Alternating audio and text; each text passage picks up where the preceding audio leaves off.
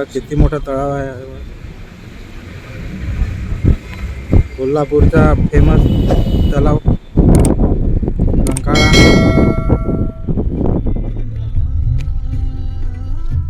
मंडळी, तर आता आम्ही कर्नाटका बॉर्डरवर आहेत आणि हे बघा थाळी मागवलेली आहे.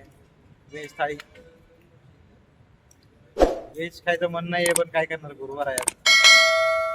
हे बघा सगळेजण किती आवडीने थाळी खात आहेत. आणि आकाशला माहिती व्हेज जाणार नाही म्हणून बघा काय काय टाकून बघतोय.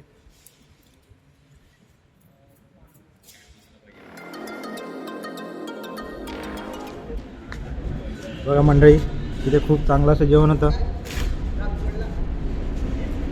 आणि हे भाऊ, नाव काय तुमचं? रोहित बाबासाहेब शिंदे. हे रोहित भाऊ आहेत. तर इथे येतील तेव्हा नक्की यांना भेट द्या. इथे जेवण खूप अप्रतिम असतं.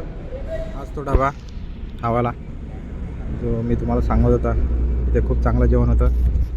टेस्ट वगैरे परफेक्ट होती आणि रिजनेबल प्राईजमध्ये पण होती थाली वगैरे. तर नक्की भेट द्या इथे आले तर तुम्ही.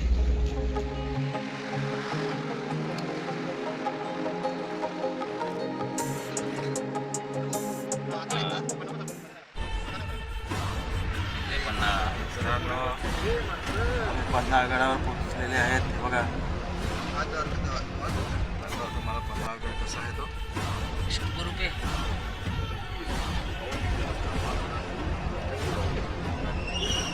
डेटा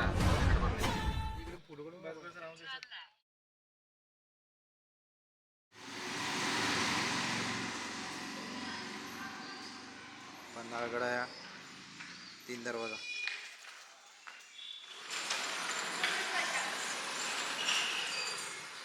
बघा त्याच्यामध्ये पाणी आहे.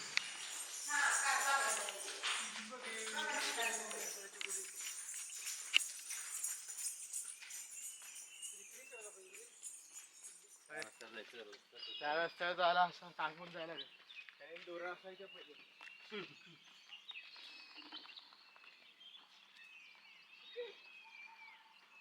आम्ही गाईड घेतलेला आहे आणि ह्या गाडीमध्ये आता जाणार पन्हाळगड फिरणार.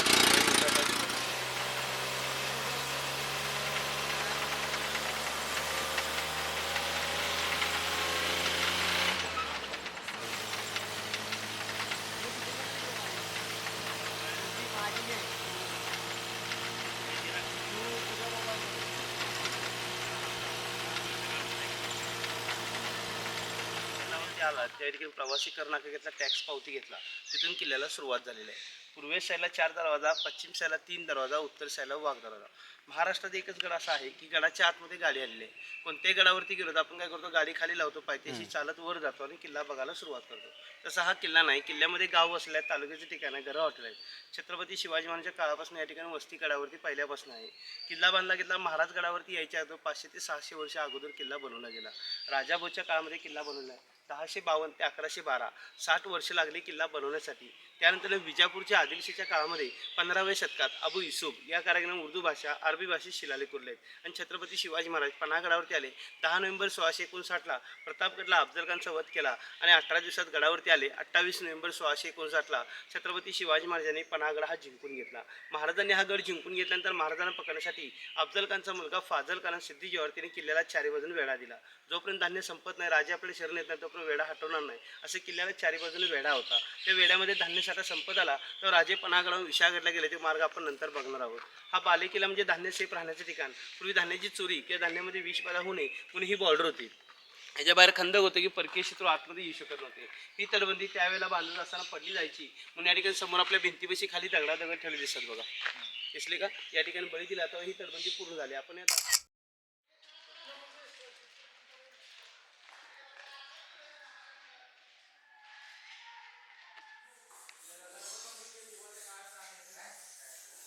पण राजांनी काय केलं, पन्हाळ्याच्या पायथ्याला राहणाऱ्या नाभिक समाजाचे शिवा काशीद यांना गडावरती बोलण्यात आलं. त्यांना विचारलं, वेढा फोडण्यासाठी आपल्याला 1 दिवसाचा राजा बनत जमेल का. शिवा काशी म्हणजे राजे, मला या ठिकाणी राजे म्हणून मानावे, शिवा काशी म्हणून मानावे. स्वतःचा जीवाचा विचार न करता राजांचा पोशाख अंगावरती घालून सिद्धीजवळच्या भेटीसाठी जायला तयार झाले. जसं आपण म्हणतो लाख मेलेत चालते पण लाखाचा पोषण जगला पाहिजे, असे प्राण देणारे बाजीप्रभू देशपांडे, फुलाजीप्रभू देशपांडे, 300 बांधवल यांनी महाराजांना पन्हाळगडावर विशाळगडला सुखरूपपणे बाहेर पडले. एक पालखी गेली शिवा काशीची सिद्धीजवळच्या भेटीसाठी. सिद्धीजवळचे राजे आपल्याला आले. इकडचा वेढा होता त्या ठिकाणी सगळ्यांना कळलं की राजे आपल्या भेटीसाठी गेलेले आहेत. त्या ठिकाणी ती सगळा वेढा त्या साईडला गेला आणि महाराज काही अंतर इथून बाहेर पडले. याला राजदंडी मार्ग म्हणतात. राजांची पालखी आणि सैनिकांची दिंडी जी बाजीशी लढाई केली ती विशागडच्या पायथ्याशी आहे. ज्यावेळी महाराजांनी विशागड तोफेचा इशारा केला ते पावनखिंडीमध्ये ऐकवला तर त्यांना किती आपले राजे सुखरूपपणे पोहोचलेत म्हणून या ठिकाणी त्यांनी प्राण सोडला. त्यांची आठवण म्हणून इथं पुतळा केला. जिथं आम्हाला भेटला ना त्या ठिकाणी पुतळा केला. इथून गेला समोर कोपऱ्यापर्यंत बघू शकता ही किल्ल्याची बॉर्डर आहे. या बॉर्डरच्या आतमध्ये फिरतो. याच्या पलीकडे बघा ही पावनखिंडीच्या वरती येणार रस्ता. पावनखिंडीवरून इकडनंच महाराज वरती आले होते. बघा माझ्या मागे जो तुम्हाला रस्ता दिसतोय इकडनंच महाराज वरती आले ते आणि वरती जाऊन तोफेचा गोळ्याचा मारा केला होता जेणेकरून बाजी प्रभू देशपांडे आणि बाकी बांदलांना कळेल की महाराज सुखरूप किल्ल्यावर पोचलेले आहे. तसं हे बघा खाली जो मागे जो तुम्हाला रस्ता दिसतोय याच्या खाली पावनखिंड आहे. ह्याच रस्त्याने महाराज वरती आले होते. तुंडी बुरुज याला दोन्हीकडनं येण्या जाण्याचा रस्ता आहे. पूर्वी सैनिकांच्या उंचीच्या मानाने स्टेप्स आहेत. आपली उंची कमी असले पाय भरलं तर ही किल्ल्याची बॉर्डर आहे. त्या बॉर्डरच्या आतमध्ये फिरतो. बाकीच्या गडावरती गाडी खाली लावतो ते तटबंदी आपल्या उंच वाटते. आपण गाडी घेऊन आतमध्ये आलो त्यामुळे तटबंदी आपल्या जमिनीच्या लेवलला असल्यामुळे लक्षात येत म्हणजे किल्ला आपण कसा फिरतो. हा बुरुजाचा वापर की या बुरुजानं पुढच्या बुरुजा त्या बुरुजानं पलीकडं एकमेकाला चारी बाजूने इशारा करता येईल अशा अंतरावरती बुरुज बनवले. ते आपण कसं बघायला परत खाली पूर्वी सैनिकांच्या उंचीच्या मानाने पाहिले आपली उंची कमी असले पाय भरून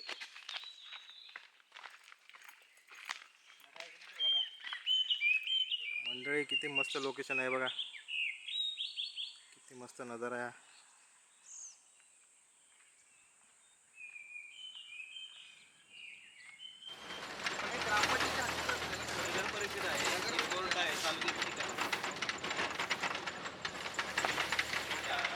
किल्ल्याची बॉर्डर आहे. या ठिकाणी छत्रपती शिवाजी महाराजांच्या काळामध्ये गुप्त खलबतखाना या ठिकाणी चालायची. ही जी इमारत आदिलशाहीच्या कारकिर्दीमध्ये मस्जिद होतं नमाज पढण्यासाठी वापर केला. छत्रपती शिवाजी महाराजांचं या ठिकाणी प्रायव्हेट मिटिंग जे व्हायचे सदरीवर आपण व्हायचे ते या ठिकाणी येत होते. छत्रपती शिवाजी महाराजांनी आपल्या मुलग्याला पन्हाळा किल्ल्याचा राजकारभार पानसरी गडावरती घेणार होते. 13 जानेवारी 1680ला छत्रपती शिवाजी महाराज छत्रपती संभाजी महाराजांची शेवटची भेट झाली पन्हाळा गडावरती याही माहिती 13 जानेवारी 1680ला. काही कालानंतर महाराज रायगडला गेले. 3 एप्रिल 1680ला महाराजांचं निधन झालं तर संभाजी महाराज पन्हाळा गडावरती याच ठिकाणी होते. म्हणजे आपल्याकडची शेवटची भेट झाली अखेरची ती या ठिकाणी. इथून आपल्या परिसर दिसून समोर डोंगराई ज्योतिबाचं मंदिर आहे. साईडला डोंगर आहे पावनगड धनलक्ष्मीचं मंदिर आहे. समोर तलाव आहे. तलावाच्या ठिकाणी सिद्धी जवाहरने तंबू टोकून किल्ल्याला वेढा दिला. ते शिवाजी महाराजांनी शिवाकाशीत भेटीला गेले ते त्या ठिकाणी गेले होते. ते दगडामध्ये बांधकाम होतं. चुनागुळ याचा वापर केला तर वरनेला आता कोटिंग केलेलं आहे. हाच परिसर आपण वरून बघू शकतो. इकडे वरचं जायचं.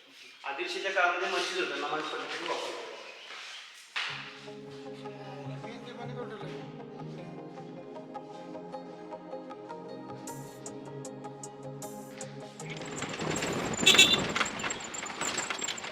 मंदिर शिवजयंतीला ओपन केलं जातं.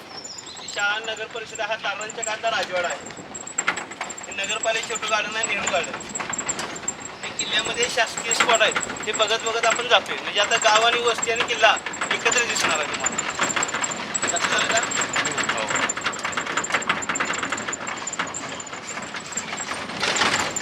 मी पन्हाळ्याची वस्ती चालली. इथून गेला तुम्हाला गाव आणि किल्ला लक्षात येते.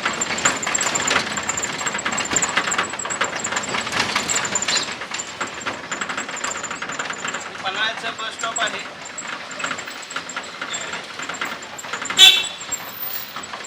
डाव्या साईडला रामचंद्र पंत आमात्य बावडेकर यांची समाधी.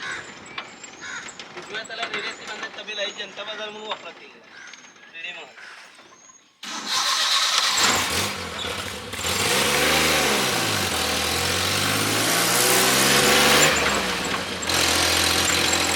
उजव्या त्याला संभाजी महाराजांचं मंदिर. दुसरे संभाजी महाराज राजारामांचं मंदिर.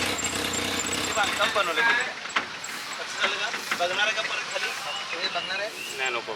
समोरची इमारत आहे अंधार भाव. भाव म्हणजे विहीर. सैनिकांना पिण्यासाठी पाण्याची विहीर आहे. पूर्वी कसं बाहेरच्या विहिरीमध्ये जर विषबाधा झाला तर सैनिकांना प्यायला पाणी असावं. खाली विहीर आणि बाहेरनं बुरुज केलं.